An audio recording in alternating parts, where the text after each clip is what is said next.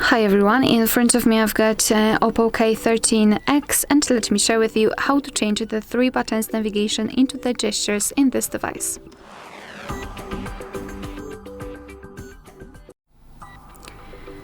So let's start with opening the settings, and here we have to scroll down to the very bottom to find System and Update.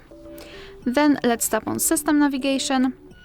And before we'll set the gestures, I just wanted to draw attention to the button layout. So basically here you can customize the buttons by reordering the button, the back button and the recents. So to set the gestures, simply tap on this animation and your device will ask you if you'd like to go through the tutorial. So you can tap on Learn. I just want to go back.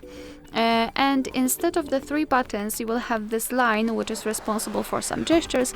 You can hide it just by tapping on the switcher. And here you can also customize everything, whether you want to feel the vibration of the back navigation, mistouch prevention, etc. Here we've got also sensitivity to back gestures, and to be honest, I highly recommend to get back to this option after a while of using the gestures, so you will be able to decide whether you need the sensitivity to be higher or lower. So in order to get back to the previous page, just like by using the back button, you have to swipe your finger from the side to the center of your device, just like that. And if you can see this arrow, you can release the finger, and the same from the right side. If you'd like to get back directly to the home page, swipe your finger from the bottom to the center of your device, but make sure that this motion is quick and short. So something like that.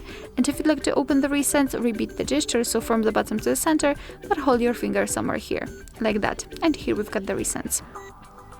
Alright, so that will be all. Thank you so much for watching. Please hit the subscribe button and leave the thumbs up.